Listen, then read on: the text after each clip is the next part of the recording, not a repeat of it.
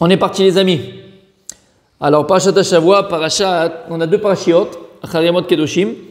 Donc parashat de la semaine, on va voir Parashat Acharemot.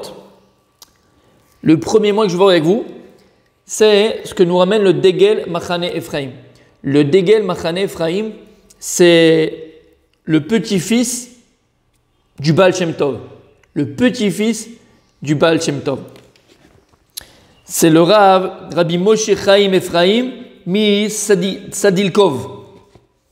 C'est à côté de Sfax, pas très loin de Sfax. Comment? Ah ouais? Alors là, tu vois, à Kol Minasham, je n'avais pas prévu du tout, je ne savais pas que c'est ça Iloula. Non, pas Lushnitz. Moshe Chaim Ephraim mi Sadilkov. C'est son cousin. Ah, Kliaka. Top, Parashat Acharemot, donc il nous amène quelque chose de très très joli, très très fort. Et je vais le partager avec vous. Donc il a écrit un livre qui s'appelle Degel Machane Ephraim. Et là-bas, donc il a écrit comme ça, Vechiper à Kohen dans la paracha. Vechiper à Kohen asher im shachoto v'ashem ale et yado lechaen tachat aviv lavash bigdei abad bigdei hakodesh. Top.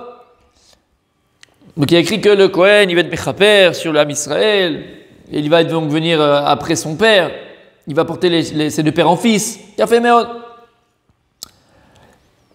Il vient, il dit comme ça. Donc il dit, beaucoup de commentateurs sont venus commenter ici le verset, et il dit, oui les micros, et il dit, moi aussi je vais donner ma part, et je vais essayer d'expliquer ici un petit peu la paracha. Il dit comme ça. Ubeegdem Ma'amar Chazal. Donc on a vu dans Pirkei Avot, Perek Aleph Mishnah Yudbet, qui s'en rappelle? La Mishnah elle dit comme ça. Midato shel Aaron. On voit quelle était la mida, le trait de caractère prépondérant, on va dire, chez Aaron à Cohen. Et la Mishnah nous dit, sa mida c'était Oev Shalom, Verodev Shalom. Oev et Abriot, Umkarvan la Torah.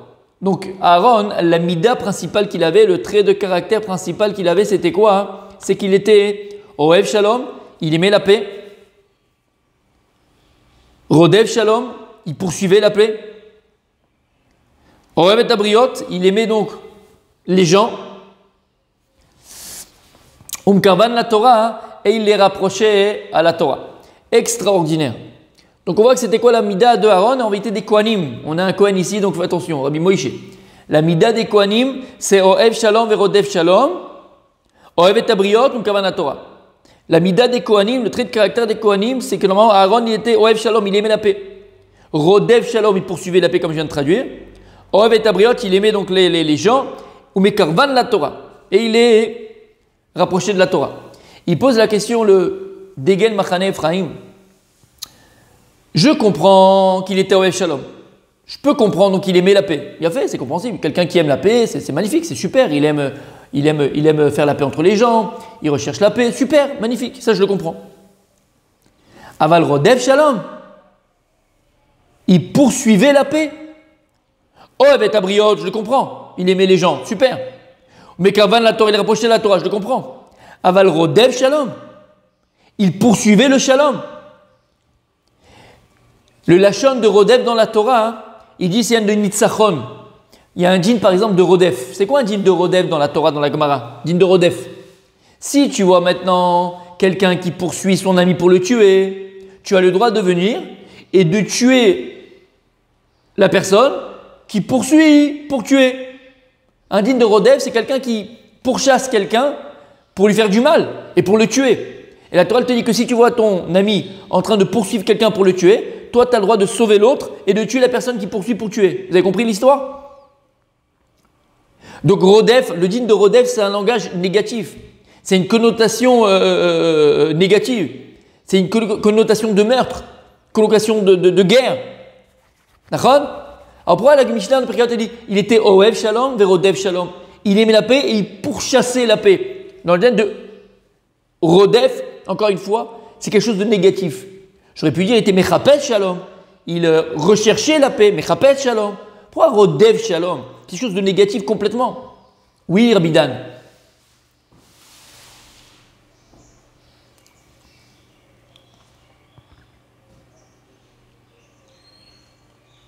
Oui.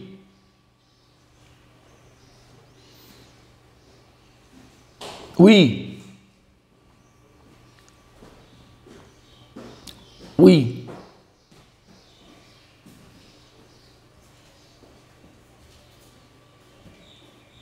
Il était, pardon, tu as dit en hébreu? Qu'est-ce que tu as dit avant? Il était? Ah, j'ai compris, il était quoi, Pinchas?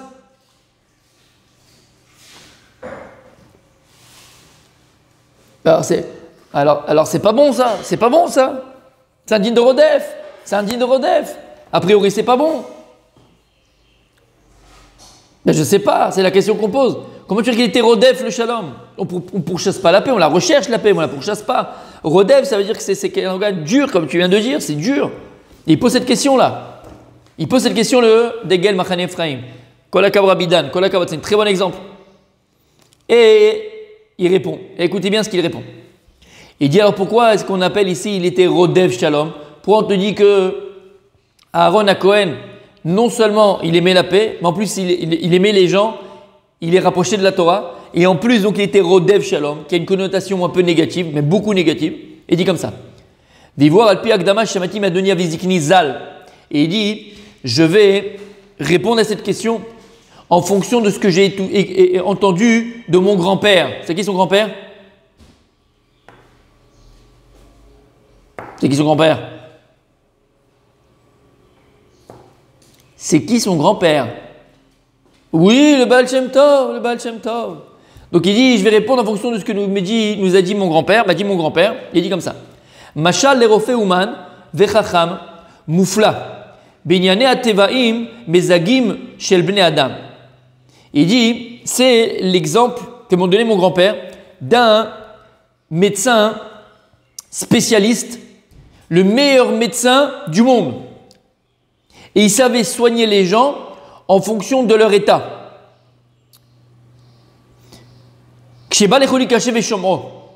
Lorsqu'une personne est arrivée à une maladie très grave et que personne ne pouvait le soigner,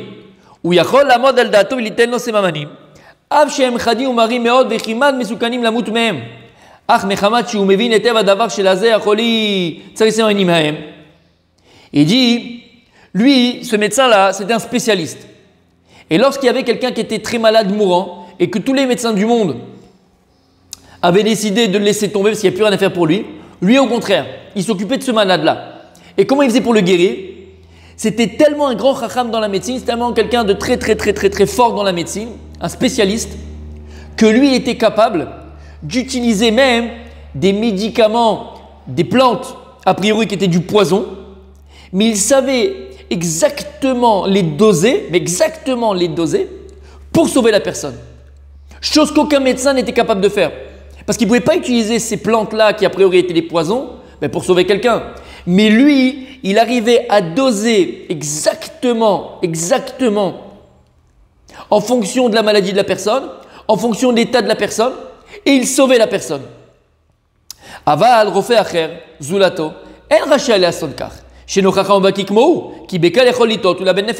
dit, mais un autre médecin qui n'était pas spécialiste de cela, lui, il ne pouvait pas s'amuser à prendre des plantes qui étaient a priori des plantes harifot, des plantes dures, des poisons, pour essayer de sauver cette personne-là. Pourquoi? Parce que lui, au lieu de la sauver, il allait avancer sa mort. Parce qu'il n'était pas capable de doser exactement. Il n'y avait pas la chorma, l'intelligence de cette médecine-là pour pouvoir utiliser ces plantes-là pour sauver la personne.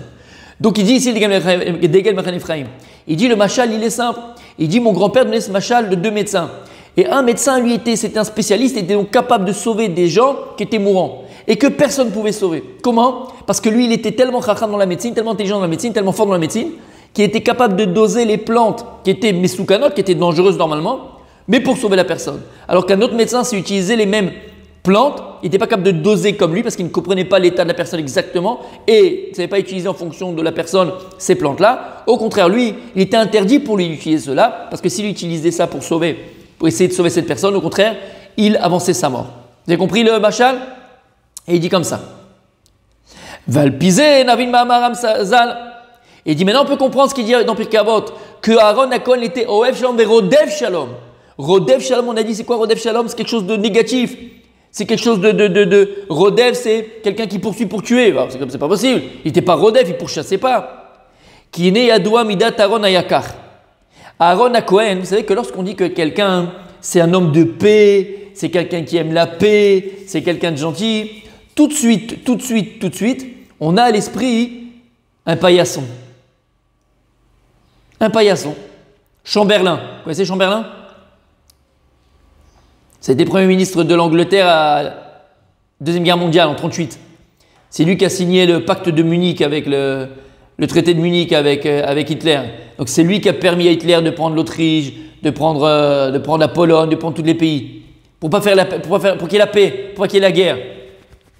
Mais ces gens-là, les dirigeants de l'Europe à l'époque, ils sont responsables de la Deuxième Guerre mondiale. Parce que si dès le départ, ils avaient arrêté Hitler, ils avaient montré des dents, il avait envoyé une petite armada de chasseurs, il n'aurait pas continué. L'histoire nous le prouve. Les documents officiels nous le prouvent.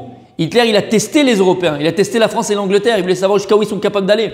Et s'il voyait que la France et l'Angleterre n'auraient pas accepté, il se serait arrêté parce qu'ils avaient une armée pas encore assez forte. Et la map, c'est la paix. On cherche la paix à tout prix. Shalom Arshav, la paix à tout prix. Quitte à te tuer toi, quitte à ne plus exister toi, il n'y a pas de problème. Ça, c'est pas la paix de Sadikim. Il dit ici, écoutez bien, Kine Yadom It Aaron Ayakar. C'était quoi la mida de Aaron? Oev Shalom Rodev Shalom. Kshayariv ben Anashim, Aya Mishtadel Volech Etzel Kol Echad Veomer Lo Shechavero Mitcharet Al Rivo, Imo Ratzel Itpayas Imo. Aaron à Cohen, il aimait la paix, il était Oev Shalom. Il recherchait la paix à tout prix.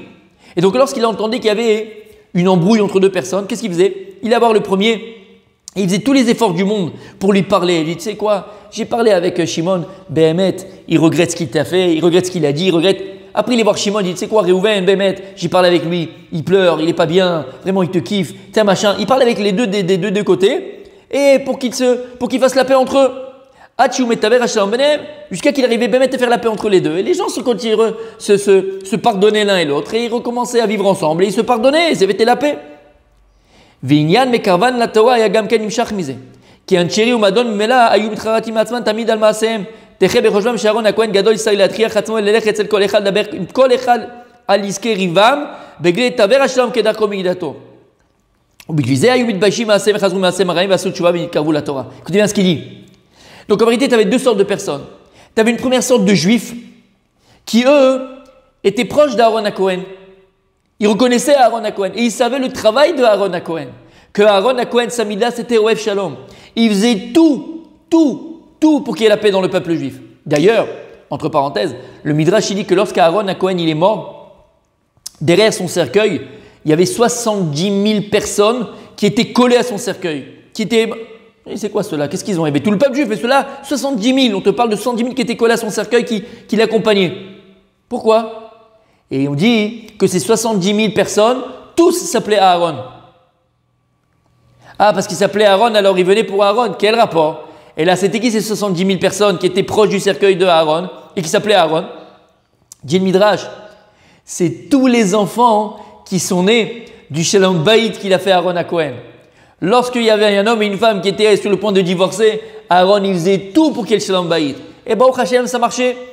Après, ce couple-là, ils avaient un enfant. Pour remercier, pour se rappeler que le srout qu'ils ont eu, c'était parce qu'Aaron à Cohen, il était venu faire le Shalom Bayit. Alors après, ils donnaient le nom de leur enfant au nom de Aaron. Et dit le Midrash que ces 70 000 là, c'était 70 000 enfants qui avaient une akaratatov, une gratitude envers Aaron parce que grâce à lui, ils sont venus dans ce monde-là parce qu'il a fait le Shalom entre eux, leur père et leur mère. Shamatem. Donc il y avait des sortes de juifs qui avaient cette reconnaissance vis-à-vis d'Aaron. Ils reconnaissaient qu'Aaron à Cohen il était Oev Shalom et il aimait la paix. Il faisait tout matin, midi, soir. Il ne ménageait pas ses efforts pour qu'il y ait la paix dans le peuple Israël, entre les couples, entre les personnes, entre les amis, entre tout le monde. Et donc ces gens-là, à la limite, il dit le Degel Machan Ephraim, lorsqu'ils se disputaient, automatiquement ils faisaient la paix. Vous savez pourquoi? Parce qu'ils disaient attends, si on reste dans la dispute tous les deux, Aaron à Cohen qui a autre chose à faire quand même que de venir s'embêter avec nous. Aaron à Cohen c'est le Cohen Gadol. Il était au Beth Amikdash, il était dans le Mishkan, il avait un travail à faire là-bas. Donc il y avait d'autres chats à fouetter. Donc les gens ils disaient attends, ils avaient honte. On va embêter Aaron à Cohen. On va le faire sortir du Mishkan. On va le faire sortir de la Vodat Hashem pour nous. Alors, il faisait la paix tout seul et Baruch Hashem, il faisait teshuva et il se rapprochait de la Torah. Ça, c'était la première sorte de personne. Et il dit, ça, c'est des gens qui connaissaient donc leur place par rapport à celle d'Aaron HaKohen. Mais il y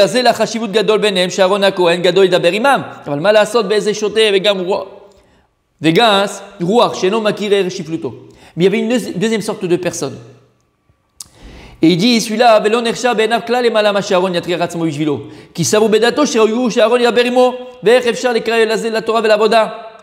dit, il y avait une deuxième sorte de personne. Il y en avait d'autres que eux, ils disaient, Aaron HaKohen, mais qui c'est cela? Qui c'est celui-là? Qui c'est Aaron? Ça va, bon, il est au Beth Amikdash, il est dans le Mishkan, il fait le machin, il fait le truc. Ça va, on dirait qui c'est. C'est qui le Rav? C'est quelqu'un, ça va, c'est quelqu'un comme nous, qu'est-ce qu'il a? C'est qui Aaron? Donc lui, il disait, qu'ils viennent ou qu'ils viennent pas, je m'en fous. Il n'avait pas honte qu'Aaron, il va venir, il va sortir du Mishkan, il va s'occuper de lui, il va lui parler, il va perdre son temps. Lui, il disait, non, c'est qui Aaron? Il n'avait pas la valeur de qui était Aaron HaKohen. Et il dit, une personne qui réfléchit comme ça, qui n'a pas la valeur d'Aaron HaKohen, et donc en vérité de la Torah de Aaron, ce type-là, c'est impossible de rapprocher de la Torah. C'est impossible, c'est très difficile de rapprocher de la Torah, puisqu'il n'a pas le kavod de la Torah, il n'a pas le kavod de Aaron HaKohen. הנה לזה היה צריך לשנות מידת דרכו. וירדוף אותו האדם לנצרו, להשפילו, להראות לו חסרונו וערכו השפל. בכדי שאחר כך יוכל לעשות שלום בינו לבין חברו, ובינו לבין אביו שבשמים ולקרבו לתורה. Écoutez bien, pour cette sorte de personne-là, alors Aaron HaKohen, il était obligé d'utiliser en sa mida de Rodev Shalom. C'était plus Rodev Shalom, c'était Rodev Shalom. On dit quoi le nom de Rodev? Rodev, c'est quelque chose de péjoratif, de négatif. Rodev, c'est quelqu'un qui poursuit pour tuer, entre guillemets, pour faire du mal. Ben, parfois, Aaron HaKohen, comme il a dit Rabbi Dan, pour faire la paix, pour qu'il y ait la paix entre deux personnes, pour que cette personne fasse teshuva, lui, c'était pas possible de lui parler gentiment. Tu sais, il y a une sorte la première sorte de personne qu'on a parlé juste avant, c'est qu'il y a des gens, pour leur faire teshuva, alors tu dois leur parler gentiment, doucement, tu leur parles d'Hachem, tu leur parles de eux-mêmes, vous êtes des gens bien, vous allez réussir. Et on les caresse dans le sens du poil, comme on dit en français, d'accord? Et je parle bien sûr du chat. Et on est gentil avec eux, on leur parle doucement. Et à Kol Be'ava, tout avec amour. Ça, c'est une première sorte de personne. Mais tu as d'autres personnes qui sont dures, qui sont kashim, raskashah, comme on dit, tête dure. Ils n'ont pas le kavod de la Torah, ils n'ont pas le kavod abriot, ils n'ont pas l'honneur de la Torah, ils n'ont pas l'honneur des gens, ils n'ont pas... Rien pour eux n'a de valeur, ils méprisent tout. C'est les gens durs. À la limite, rachat. Cette personne-là, si tu blâmes véritablement, si tu veux le rapprocher de la Torah, si tu veux faire teshuva, tu veux faire le shalom entre lui et lui-même, entre lui et Akadosh Baruch, entre lui et son ami, le seul moyen qu'il avait à Aaron HaKohen, c'était quoi? Rodev Shalom. C'est quoi Rodev Shalom? Il devait surmonter sa mida de shalom, en vérité, de paix qu'il avait en lui, et faire la guerre à ce type-là. Et lui rentrer dedans. Être méchant avec lui ponctuellement, pas parce que je vais être méchant avec lui, mais pour le réveiller, pour l'éveiller à la teshuva. Parce que si avec lui, j'utilise le même moyen qu'avec les autres et je suis gentil et je parle gentiment, ça ne marchera pas. Il faut lui faire peur, il faut lui rentrer dedans. Quand il dit des choses qu'il ne faut pas, faut que tu le réprimandes. Et il faut que tu lui prouves qu'il a tort. Comme on dit dans, Rabbi Michael Safar va s'en rappeler, comme on dit dans la Haggadah de Pessah. Racha Aket Shinav. Vous vous rappelez le chidouche qu'on avait ramené, Rabbi Julien? Racha Aket Shinav. Il y a Keneged Arba Banim. La Torah, l'écrit, elle parle par rapport à 4 enfants. Le Chacham, le Tam, le Shalishol et le Racha. Et le Racha, qu'est-ce qu'il y a écrit dans la Haggadah? Aket Shinav. Casse-lui les dents. C'est comme ça que tu vas faire quelqu'un revenir à la Torah, en lui cassant les dents. On avait dit que si tu enlèves Shinav, la gematria, la valeur numérique de Shinav, à Racha, à la valeur numérique de Racha, qu'est-ce que tu retiens? Tzadik. Parfois, pour rendre le Racha Tzadik, il faut lui casser les dents, il faut lui rentrer dedans. Il y a des personnes qui ont besoin d'un choc, des personnes qui ont besoin d'entendre des choses dures. Aaron HaKohen, il était Rodev Shalom. Parfois, il fallait qu'il dépasse cette mida de Rodev Shalom et pourchasse la paix. C'est-à-dire quoi pourchasse la paix? Qu'il ne cherche pas tout de suite, entre guillemets, la paix. Pour chercher la paix, il fallait qu'il soit dur avec les autres. Et il dit le Degen Machane Ephraim, attention. Ça, c'est vrai pour Aaron HaKohen. Parce qu'Aaron HaKohen, dans le machal qu'on a donné, il ressemble à ce médecin, ce docteur-là, qui est spécialiste. et qui est capable d'utiliser même des herbes amères pour sauver quelqu'un de la mort. Les herbes amères, c'est quoi? C'est l'anti-shalom, c'est ce qui est anti-paix, c'est la guerre. Mais lui, il était capable d'utiliser des mots durs parfois, d'être dur avec l'autre pour obtenir le shalom, pour arriver dans le shalom, pour arriver dans la paix, pour amener la personne à sa paix intérieure, sa paix avec Akadosh Baruch Hu, sa paix avec les autres. Mais Aaron, lui, était capable. Pourquoi il était capable? Parce qu'il était d'abord Ohev Shalom et Ohev et Abriot. Parce qu'il aimait mettre les gens véritablement. Donc lui, il était capable de faire une chose pareille et lui, il était permis de faire une chose pareille. Est-ce que nous, on aurait le droit maintenant, pour amener quelqu'un à la Torah, de lui être méchant avec lui au départ, de le casser, de lui rentrer dedans? Fais attention, fais attention. Si ton moteur, ce qui t'amène à le faire, c'est parce que tu es Bémet Ohev Shalom, parce que Bémet tu es Ohev Abriot, parce que Bémet tu aimes les gens, c'est par amour que tu le fais et que tu vas réussir à mesurer les mots durs que tu pourras dire à l'autre, alors ça sera permis. Mais si tu ne sais pas mesurer, et en vérité c'est par orgueil que tu le fais, ou c'est par autre chose de négatif que tu le fais, et ce n'est pas ton moteur, ce n'est pas la recherche de la paix, ce n'est pas la recherche de rapprocher véritablement la personne à Kadosh Baruch Hu, alors là il te sera interdit de le faire. Aaron il était capable de le faire parce qu'il était Ohev Shalom et Ohev et Abriot. Donc il était parfois Rodef Shalom. Et là on a une définition extraordinaire. C'est-à-dire qu'Aaron à Cohen, il ne faut pas le voir comme un paillasson, comme quelqu'un qui était « Salut, tu vas bien, t'en veux ?» Peace, peace and love, chaz veshalom, chaz veshalom. C'était pas un, comment on appelle ça, un peace and love. C'était pas un peace and love Aaron à Cohen. Au contraire, il savait exactement quand utiliser cette mida de shalom, il savait quand pourchasser le shalom. Si tu as en face de toi quelqu'un qui est dur envers la Torah, qui parle mal des chachamim, qui parle mal de la Torah, qui bafoue la Torah, ce type-là, tu as une mitzvah de le réprimander. Tu as une mitzvah de lui rentrer dedans. Tu sais pourquoi hein? Attention, quand est-ce que tu as la mitzvah de le faire? Quand tu ne le fais pas par nervosité, par kaas.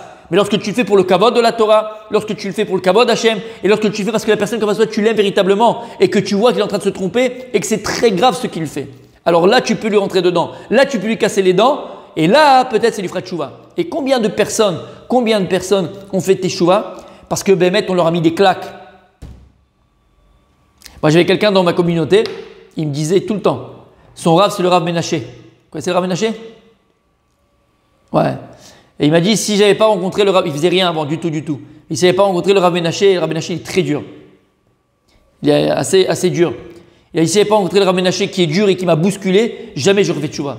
Il dit, moi, je ne suis pas quelqu'un qu'on peut faire gili, joli, boudi, mignon. Je ne peux pas une chose pareille. Moi, il faut que ce soit ma mâche, je rentre dedans. Il y a des gens qui ont besoin qu'on leur rentre dedans. Des gens qui ont besoin qu'on soit dur avec eux. C'est comme ça. Aaron à Kohen, il avait cette possibilité, cette capacité, cette faculté, il dit Degel Mechan Ephraim. Il était Ohev Shalom, Verodev Shalom. Il était capable parfois de dépasser la paix pour avoir la paix. En deux mots, parfois, on obtient la paix sur un champ de bataille.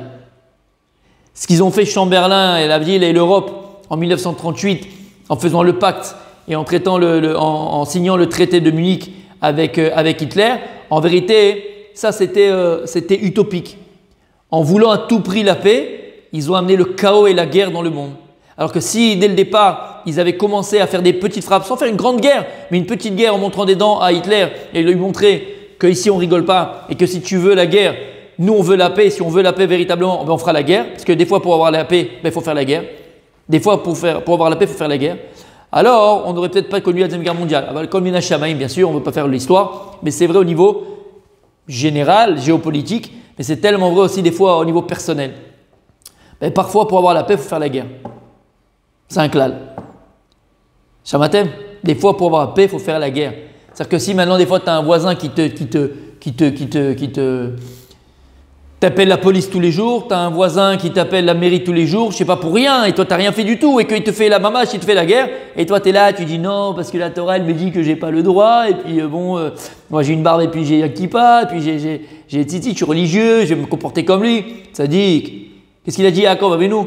Im chassid chasad, im naval, télim, rappelez du télim exactement. En tout cas, il faut que tu agisses en fonction de qui tu as en face de toi. Si la personne en face de toi ne veut pas la shalom, alors il faut que tu aies la shalom en faisant la guerre. Aide mal à la sorte. Maintenant, attention, quand est-ce que tu peux le faire? Quand ton moteur, encore une fois, ce n'est pas une vengeance, ce n'est pas de la méchanceté, c'est pas de.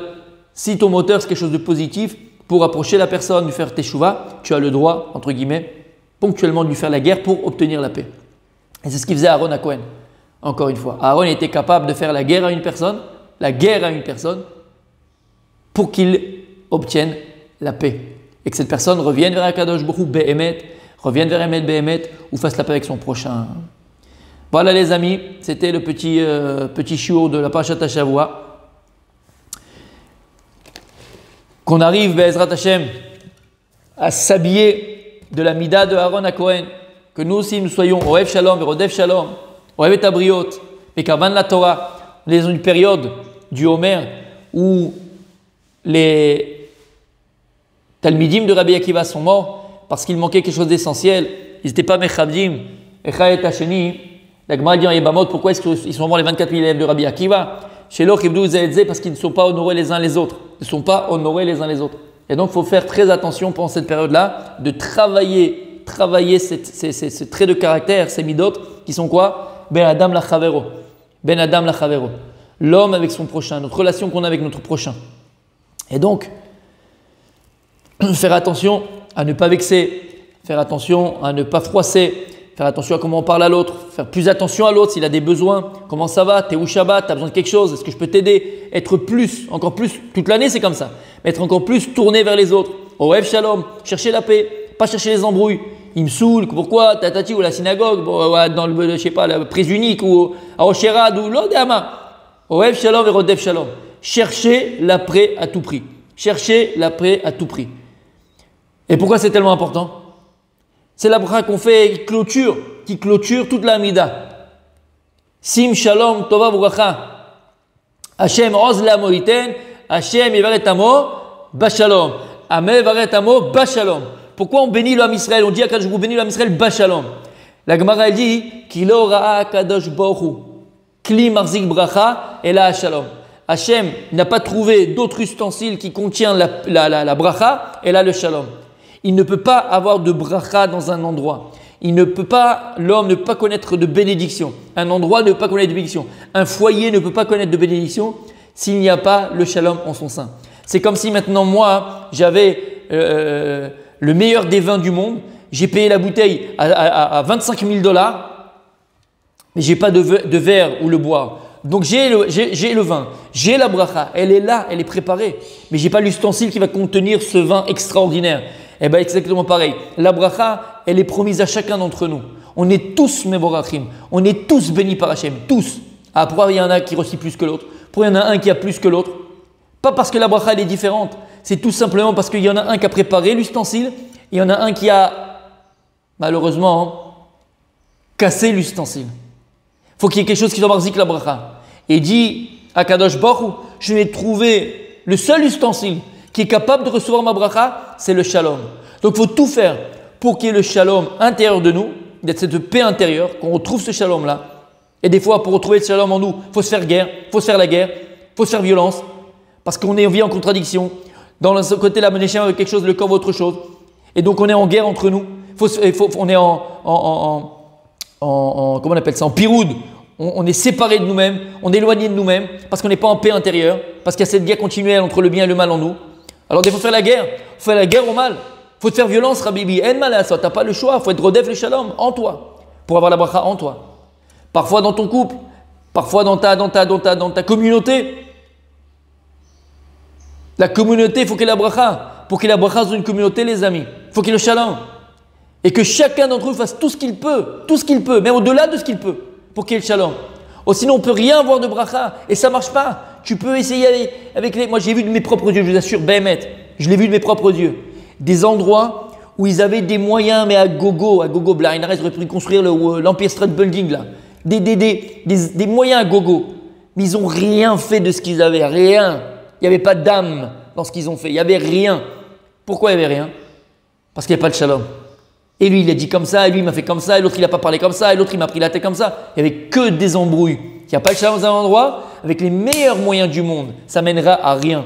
Et tu verras, des petites synagogues, des petits endroits, pas beaucoup de moyens, mais ils font des choses extraordinaires. Pourquoi? Parce qu'il y a la hardout, parce qu'il y a cette paix entre eux, il y a cette union entre eux, il y a ce shalom. Chacun se sent bien avec l'autre, chacun cherche le bien de l'autre, chacun cherche que l'autre se sente bien, même dans la kehila. Il faut chercher le shalom, c'est la base de la bracha dans tout.